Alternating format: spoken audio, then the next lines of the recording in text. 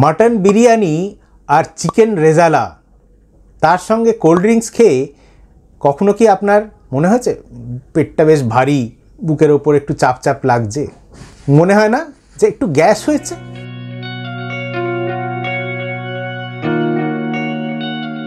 এই যে অস্বস্তি কিন্তু গ্যাস নয়। আমার পাড়ার মন্টুবাবু সেদিনকে সন্ধেবেলা রেস্টুরেন্টে ভালো করে মাটন বিরিয়ানি এবং আরও অন্যান্য জিনিসপত্র খেয়ে এসছেন। বাড়িতে আসার কিছুক্ষণ পর থেকেই বুকের কাছটা একটু অস্বস্তি লাগছে।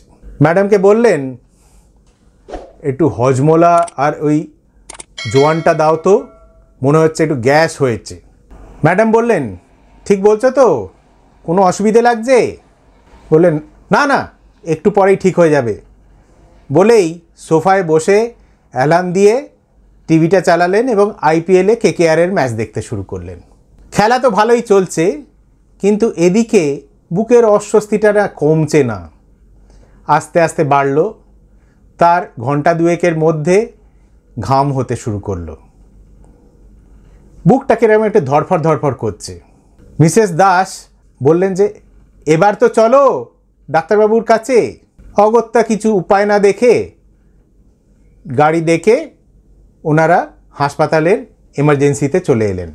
এমার্জেন্সিতে যখন ওনাকে দেখি যে একদম ঘেমে নিয়ে গেছেন, জামা কাপড় ভিজে গেছে, হাসপাতালের এসির মধ্যেও যেন কোনো রকম ঘাম কমছে না।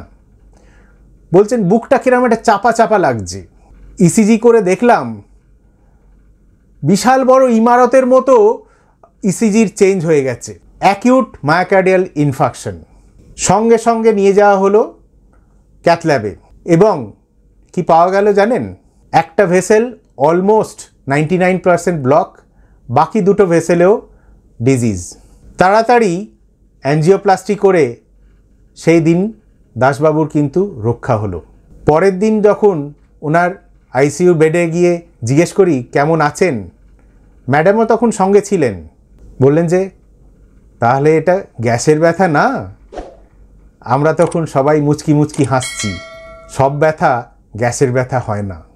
সবসময় যে হার্টের জন্য বুকে তীব্র ব্যথা হবে তা নয়, কখনো কখনো মৃদু ব্যথাতেও বা অনেক সময় সাইলেন্ট অ্যাটাক এটাও হতে পারে যাদের ডায়াবেটিস আছে। তাহলে যদি আপনার বা আপনার আশপাশে কারোর অল্প বুকে চাপ, তার সঙ্গে সঙ্গে একটু শ্বাসকষ্ট, সোয়েটিং বা আর্লি ফ্যাটিগেবিলিটি, অল্প কিছু করেই হাঁপিয়ে যাচ্ছেন খুব বেশি, জানবেন যে আপনার হার্টের কোনো অসুবিধে থাকতে পারে।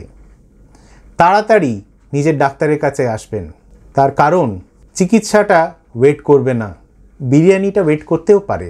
When in doubt, rule it out. নমস্কার।